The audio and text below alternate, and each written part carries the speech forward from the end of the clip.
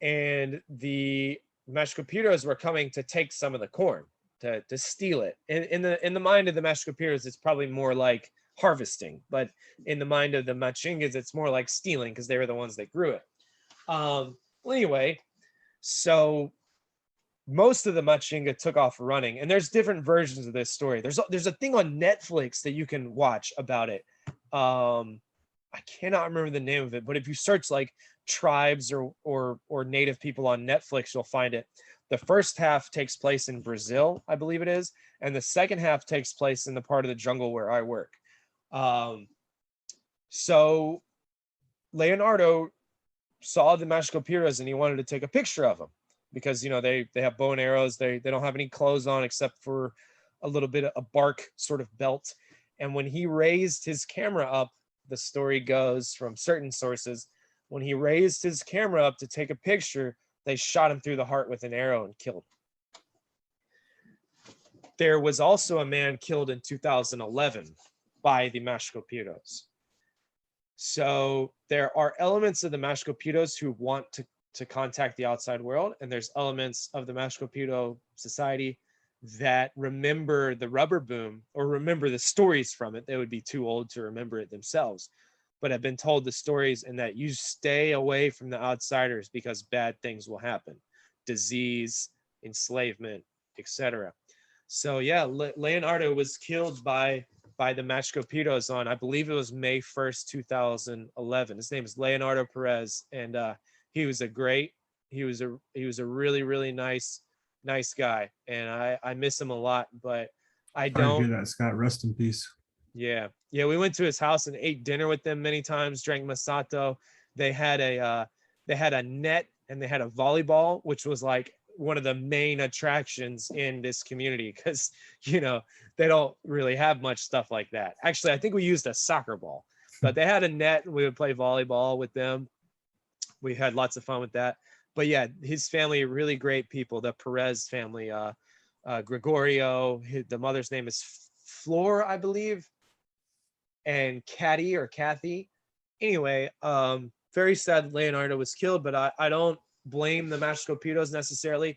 They probably thought, so some of the illegal loggers and the cartels who operate deeper in the jungle will shoot the Mashkopiro on sight when they see them. So probably when he raised up, they don't understand what a gun is necessarily. They know there's an object that the outsiders have that will kill them.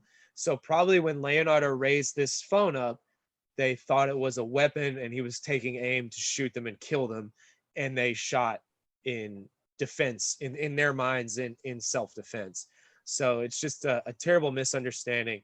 But after that event, they were contacted by some anthropologists, given some of them needed medical help.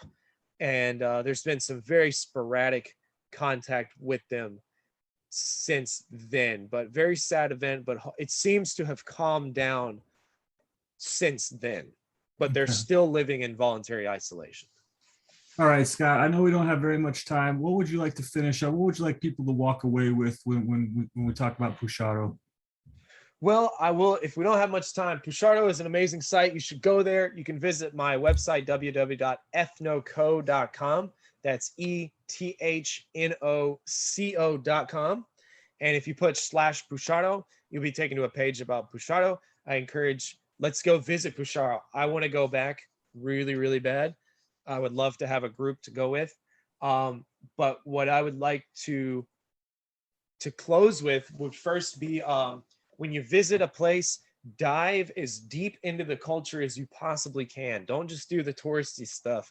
Really, you know, eat the weird things, chew the coca leaf, use the psychoactives and the drugs that the native people do, as long as they're safe. Like, don't do brigmansia, but all the other stuff, you're good. And then also, you know, as we were talking about the Tierra Preta, however you say it, the Black Earth. So these ancient cultures, even though they were extensive, large populations, most likely from the new research we're finding, they improved. There's something called an anthropogenic forest.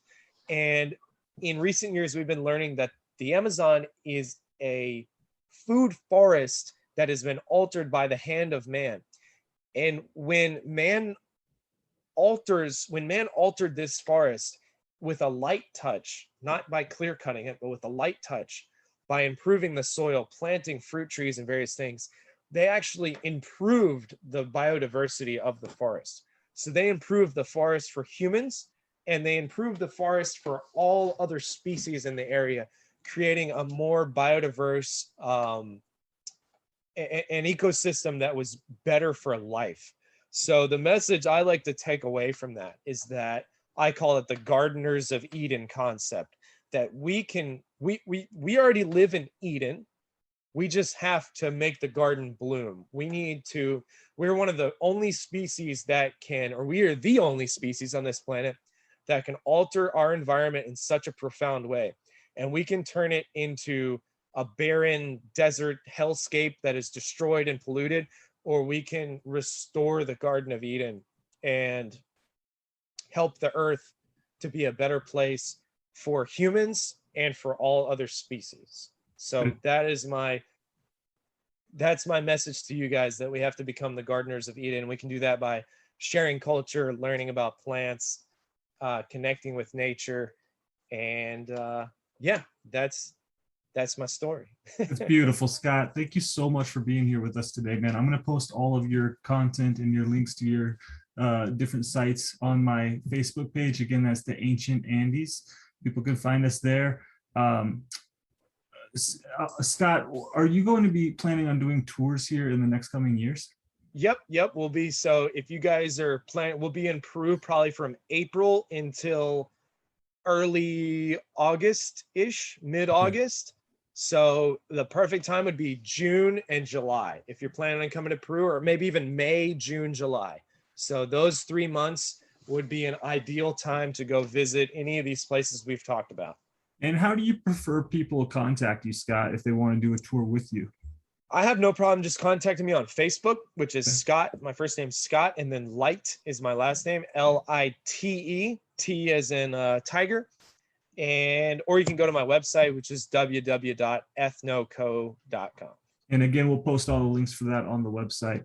Thank you so much, Scott. Really appreciate your time and knowledge, and I'm really grateful. That was a fascinating conversation, so thank you. Yeah, man. Thank you. I enjoyed it. All right. We'll see you later, Scott. All right. See you.